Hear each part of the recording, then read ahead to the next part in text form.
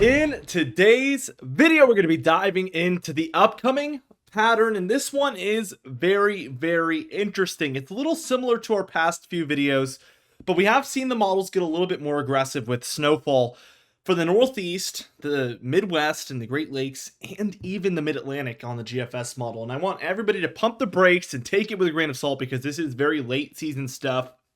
But you know the motto here on the channel. If a model's showing it, and even if a model isn't, it is certainly possible. One of my favorite things about the weather and what really made me fall in love with it is that anything is possible. Nothing is impossible, and we've seen time and time again that get proven. So really interesting stuff we're going to be diving into today. And really, there is no break in the severe weather either. I see 2 to 3 severe weather events coming up over the next couple of weeks. So we get the snowfall and cold, but we don't really sacrifice any of the severe weather. So it is a hugely active pattern. Let's take a look here at the 6 to 10 day temperature outlook here from the National Weather Service, and this one is also pretty aggressive. It is a little bit backed off from yesterday, but still the cold look here from the 26th to the 30th is certainly there for areas of the Midwest, Mid-Atlantic, Great Lakes, Northeast there through this time frame. And there's a hugely warm area here across the West, and we call this a positive PNA, but this isn't a very traditional one. Typically, for a traditional positive PNA, it would be a lot more exclusive for this immediate western area. We're seeing it much more spread into these southern areas here in the south central states. And what this is doing is basically squeezing this cold air into this more northeastern area. It is definitely not a classic positive PNA look, to say the least. There's a lot more warmth going on there. Let's take a look here at the 6 to 10 day precipitation outlook, and this is going to be again for that 26th through 30th time frame. And we see a lot of activity across the northern portions of the state. The states here, keep in mind, this area here is where we're watching for potential snowfall, and I'd say the northern half of this area that I drew is obviously going to be the more likely half of it, but we do have some model guidance for some of these areas showing snowfall that we'll dive into in a little bit. The South Central is also pretty active as well. Again, hints of severe weather happening across this area on a few occasions throughout the model run today. We do see the Southwest is relatively quiet, and the Southeast a little bit more quiet, but this is only the first shade. There should still be plenty of precipitation in this area, just slightly less active than what's typical. Taking a look at the 8 to 14 day temperature outlook, this will be for the 28th through the 3rd of April. We do see some warmer conditions across the South Central and a lot of the western states here, and the Southeast is also seeing quite a bit of warmth as well. So it is spreading further eastward. We still get this cooler area, but it's a lot more suppressed to the north. So this warmth is kind of pushing back by that kind of end of March, early April timeframe. So it'll be a little bit more exclusive for the upper Midwest, Great Lakes, Mid-Atlantic, and Northeast there. I suspect we don't have any guidance until tomorrow for the 3 to 4 week outlook, which will be very interesting to see tomorrow. But we don't have any guidance from the National Weather Service for after this point for the most part. Looking at the precipitation, it's a lot of the same. We're still eyeballing kind of like that northwestern area. The north central isn't the quietest either. And then another hot spot will be kind of like the Midwest through the Great Lakes, Ohio Valley, and into bits of the Mid-Atlantic as well. We do see that the Southeast seems a little bit less, I would say, more active than the previous run. I was going to say like less active, which just doesn't make any sense. The Southwest, though, seems just as inactive as the 6 to 10 day outlook. Looking at the past 20 days, which now is, we've been showing the 20-day temperature anomalies for a while now, but now it's the full first 20 days of March since it's March 20th, and we can see the writing on the wall of what the pattern has been throughout the first 2/3 of March has been cold along this western area, which we call a negative PNA, the very opposite of what we were just talking about a moment ago, and warmer conditions really spreading in here to the central and eastern states. So very much so the opposite of what we're expecting for a lot of that final third of March. And I don't think 1/3 is going to be enough to beat out these first 2/3. So we should still see an overall look similar to this once it's all said and done. But it will get a little bit less extreme than this because of that flip. Looking at our European model here, we're taking a look at this evening. We do see some thunderstorms and showers happening across this kind of Southern Mid-Atlantic area, we're watching mostly south of that low. I'm sure there is some for Pennsylvania, New Jersey there, but primarily south of it. I'm looking at radar, and from what I've seen, we have seen quite a bit up here in parts of more central Virginia, the Delmarva. A lot of these storms have headed further north. The ones over North Carolina seem a little bit more marginal. So we'll see what ends up happening, but there is thunderstorms around, to say the least. The temperature pattern, we see a jet stream heading kind of straight through the west, and then a bit of a trough here over the eastern areas for the most part. We do see snowfall across the mountainous northwest and rainfall in the more lower elevation areas. Looking at Friday afternoon on March 21st, we do see again more isolated and scattered about snow and rainfall showers in the northwest. A lot less activity in the east, but we are seeing more of that troughing as there's a clear descent in the jet stream and there is colder air being able to kind of enter in here. Now, as we just take a look at Saturday on the 22nd, we see some Rocky Mountain snowfall primarily. So there is some precipitation outside of that area, but that seems to be the hot spot there. A stronger low over South Dakota, but this is a lower precipitation low, I would say. The Mid-Atlantic and Northeast, we do have some showers around as well with a weaker low. Sunday is when things start to get a lot more interesting here. We do have this kind of major snow system happening across a lot of the upper Midwest and Great Lakes. It is a 994, which is moderately intense, and this is bringing heavy snowfall to states like Minnesota, Wisconsin, Michigan, and even parts of Indiana and Ohio on the eastern end. But really, we have a threat of thunderstorms in here as well for the south central states, kind of like the lower Midwest and into the deeper south for Sunday on the 23rd. And we have another storm system entering onshore to that northwestern area where some of the Cascades and Rockies are seeing snowfall once again. By Monday afternoon, this is going to be the 24th, we probably have some remnant thunderstorms around for especially the Gulf states here, but also probably up this southeastern area, I would imagine, to a certain extent. That might cut off around Virginia, it might cut off around North Carolina, it might even cut off around South Carolina. The temperatures is one of the hardest things for the models to get right. At least when it comes to specifics. So when you're talking within like 5 degrees, and that might make the difference here between there being enough energy for thunderstorm activity or there not being. But we can see there's going to be plenty of precipitation in this area. So if not thunderstorms, then showers will be around. Tuesday afternoon on March 25th, things do get a bit quieter. This full kind of like positive PNA pattern takes over where we have the warmth clearly taking over the west. It's quite dry as well, which is another sign of a positive PNA. We do see the colder temperatures just fully engulfed there in the central and eastern states. There is some showery activity around this area, but nothing major whatsoever for Tuesday on the 25th. It's mostly once we reach the evening of the 25th into the 26th. This is 5 a.m. on Wednesday the 26th, and we do see a very, very weak low over the Mid-Atlantic areas here, and we do see some snowfall start to get picked up on this model for parts of West Virginia, Maryland, Pennsylvania, New York. I think mostly the higher elevation areas is what we're seeing here. Even northwestern New Jersey, kind of a higher elevation spot in New Jersey in general. Some snowfall getting picked up by this European model, but nothing major. And then we see kind of like the hilly and mountainous areas of New England eventually get some precipitation and snowfall, evidently with this system that now develops into 1002 just offshore of Boston. So we do see this snowfall pick up for the mountainous northeast, which for late March isn't the craziest thing in the world up there. So pretty plausible solution in my opinion, at least on that point. We do see, again, raging positive PNA and a fully embedded trough here just throughout the entire eastern states.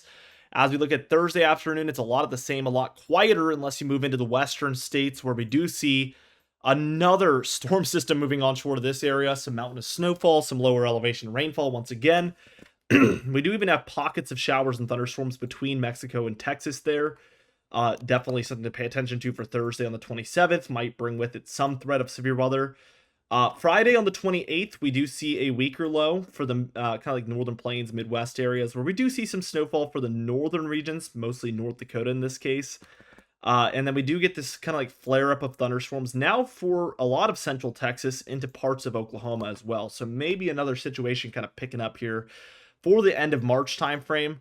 Looking at Saturday afternoon, the day after, on March 29th, we see more and more thunderstorms picking up here for the Midwest, the plains, the deep south.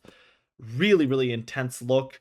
And then by Sunday, those are kind of dying down as we have a new low taking place between Colorado and Kansas, which if you pay close attention to our previous videos, you would know that we have seen this kind of Colorado, Kansas area spawn in some storms that certainly have brought with it a plethora of severe weather, starting at that point and to the east of them all the way to the East Coast. So this is a little bit of a concerning look. We see snowfall to the north and west of this low, so the Rockies and then parts of the northern plains. We do see some showers and thunderstorms to the east, probably a developing severe weather situation just to the east of it. It's important to note that we're right around the hours 2:40, which is when things can get a little skeptical. So keep in mind that you need to take this with a grain of salt, but certainly an interesting trend picking up on the models here. We do see that low kind of die down. I would say that we're still looking at mostly a severe weather and thunderstorm mode here, especially across Oklahoma, Texas, Kansas, Missouri, Arkansas, Louisiana. Definitely still some activity there, but it becomes a lot more of a messy situation than an organized one. That is until we do see a new low develop along the southern end of that cold front, which does happen a lot. We saw that actually happen with our previous storm. Day one was the original low up here where we had a lot of severe weather for Arkansas, Missouri, and surrounding states. And then day two, we saw a secondary low develop and move northward. And that's when we got the severe weather down here for these deep south states. And we kind of see something like that try to transpire here on the models, which again, take it with a grain of salt. But we do see a really healthy looking area of severe weather likely taking place across Arkansas, Louisiana, East Texas, into Mississippi. An area that certainly does not need any of this after what they've already been through. We see snowfall taking place to the north for areas like Kansas, Nebraska, Iowa, Wisconsin, and into Michigan. So just another multi-factor winter storm, I would call it. Wednesday afternoon, we see heavy snowfall across the upper Midwest and Great Lakes. So this one becomes a bit of a more of a wintry winter storm. And then some thunderstorm activity, probably at least for the southeast, maybe the mid-Atlantic, and very, very maybe the northeast here. But definitely showers, if not thunderstorms, again under this situation. And we have another major storm moving on shore to the west. So you could tell this pipeline of storms is just never ending. Heavy snowfall in the mountainous west, rainfall for the lower and more coastal areas. I mean, just repetitive stuff here. We see this all transpire, and interestingly, this is as we're approaching the end of the model run, so definitely critical to have a grain of salt here. But the first storm moves out, and we already have this next one developing in Kansas, Colorado area. We see snowfall to the west, so it is very, very cold behind this, which is an ingredient for severe weather. And we can tell this is just an extreme jet stream look for a storm like this. I mean, we have a sharp vertical climb there in the jet stream right after the Rockies. It's just not a good look. So keep that in mind. We take it a step further, and we can tell that this one wants to just spawn in so many thunderstorms to the east of this low. We see Texas, Oklahoma, Kansas, Missouri, Arkansas, Illinois, Iowa. A situation like this would be crazy. The only saving grace here is that it is at hours 360. So the odds of this looking exactly like this are almost none. And the odds of this looking kind of like this, at least specifically around this time frame and all the details, is pretty slim. Again, when we're looking beyond hours 240, and especially when we're like approaching like hours 300 and stuff, when we're like well beyond 10 days, we want to be looking for patterns and we want to be looking for trends, not specifics. And the trend here is multiple storms moving from the west coast over the Rockies and into that plains area, which is just bad news in general. But again, these specifics right here would be absolutely awful, and it might look, and it probably will look, quite a bit different, which is the good news here. GFS models where we get a lot more interesting with the snowfall. Take that as you will. Typically, that's a bad sign for the odds of the snowfall happening, but the Midwest and Great Lakes do get snowfall on both models. And then we start to get interesting here around the 27th. So just 7 days from now. It's not super far out, but we get snowfall here in the upper Midwest as some cold air is moving in. That moves across the Great Lakes and into parts of the northern mid-Atlantic, where we have a low here near southern Pennsylvania. And this includes all of New England as well, in a pretty substantial snowstorm there.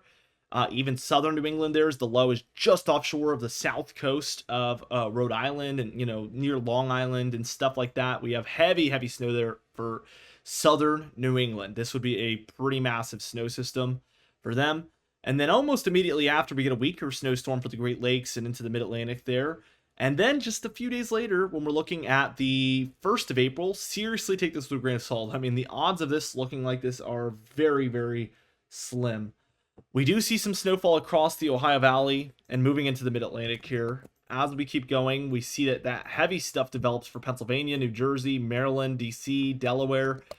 They're right around April 1st, which is ironic. April Fool's Day, nobody would believe this is happening, and probably nobody watching this believes this is going to happen either. Again, trends are more important when we're looking at that range than specifics, so it's important to be aware that there is models showing the possibility of that. And again, anything a model shows, or anything really that is, anything is possible in the weather, so we cannot completely rule it out, but seriously take it with a grain of salt. We have seen the models kind of showing some stuff like that. That's probably the most aggressive I've seen it, but snowfall in general, not thinking amounts or anything like that, is certainly possible in the upcoming pattern for the upper Midwest, Great Lakes, even the Ohio Valley, even the Mid-Atlantic, and certainly the Northeast. So things could get interesting beyond, with severe weather, snowfall, all of it combined, just super, super interesting. Looking at the total precipitation, we have large amounts across the Northwest. And then like the Midwest into the Great Lakes and Northeast seem to be a hot spot here with a little bit of a quieter Southeast. So when we look at the anomalies, again, above average in the Northwest, below average in the Southwest, above average for the Midwest, Great Lakes into the Northeast, and then below average there across the Southeast. Looking at the total snowfall in the European model, the mountainous West gets so much snowfall here. Also, parts of the northern plains, upper Midwest, and Great Lakes get hammered with maybe a foot or two of snowfall in this European model. And then the Northeast does end up with some snowfall, even quite plowable there for the mountainous areas, which I think is realistic given the pattern that we're moving into. But the GFS model here says, forget the West. The Southwest is getting almost nothing, which is weird. Very weird looking. We do get this northern area getting quite a lot. And then the northern plains, upper Midwest, and areas of the Great Lakes do get quite a bit, just like the European model. And then the Mid-Atlantic and Northeast cash in on a lot of snowfall here. So again, take it with a grain of salt. A lot of it, I mean, when we go to hours 240, we lose the Mid-Atlantic area for the most part, and we stick with this more like northern Mid-Atlantic into the Northeast area. So anything before this is a lot more plausible than the things after it, like that addition to areas like southern Pennsylvania, southern New Jersey, Maryland, Delaware. I hope I'm breaking this down enough. I feel like I get repetitive for the people that actually do watch this long, and I feel like I'm hammering it home because of the comments that I get, and I know people like just hear me talk about this stuff in the beginning as I'm just kind of hinting at it, and then they never get to hear me break it down. So I guess I'm really not even talking to them. I'm talking to you guys that understand it because you're actually listening this long into the video. But yeah, here we are. Let's take a look at the Storm Prediction Center outlook. Kind of take a break from the snowfall. That's the day 3, spoiler alert. Day 1, we do have across some of the Rockies and Plains there a general thunderstorm risk, and then from South Carolina all the way up to Pennsylvania and even a little bit of New York and New Jersey here, we have a general thunderstorm risk in that area as well. So for these two light green areas, a general thunderstorm risk is in place. This means that general thunderstorms are expected to be possible throughout here, but no severe weather is necessarily expected. But these storms are obviously highly, highly unpredictable, and very often, many, many times a year, we see these general thunderstorm risks bring severe weather. So it does happen. These storms are unpredictable, and thankfully, with the Storm Prediction Center is great. And typically, when that does happen, they will last minute upgrade to a marginal risk or something along those lines, so people are more aware of what is going on. So they will kind of issue that severe weather risk if it starts to happen. But sometimes they don't, and sometimes somebody's got to be first. So you just pay attention, heed every watch, warning, and advisory, regardless of what your outlook is my point here. Day 2, which is for tomorrow on Friday the 21st, we have one across the Northwest and the kind of like Midwest here. Again, just general thunderstorm risks, but bad storms could happen still. Day 3 is when we get the larger general thunderstorm risk area, and then a marginal risk for Oklahoma, Arkansas, Missouri, and Kansas. Your level 1, that's where we expect isolated severe weather reports to potentially come in. And then on the extended outlook, we do have our day 4 outlook for Sunday the 23rd, where we have a rather large, all the way from Texas through Arkansas, Louisiana, Mississippi, Tennessee, Alabama, Georgia, and into Kentucky, 15% chance of severe weather area. And this translates to a slight risk on the categorical outlook. So this would be a level 2 out of 5 risk at least. But it's important to note that on these extended outlooks, which run from day 4 to 8, the categorical ones run from days 1 to 3, These extended ones only have 15% or 30%. That is the only two things they have. So keep in mind that a lot of times we will see something like this, and then it'll come out tomorrow or the next day, and there will be an enhanced risk in there. So this does not mean that this is what we're going to be stuck with. Oftentimes they kind of climb the ladder and start out slow and start to add risk as we get closer, as things become a little bit more confident. So we'll continue to monitor this as we move forward. And we do upload every single day, so be sure to subscribe. You can even hit the bell icon for daily notifications when we upload, so you never miss one. Be sure to like the video if you did enjoy it, leave a comment down below, and I'll see you guys in the next video.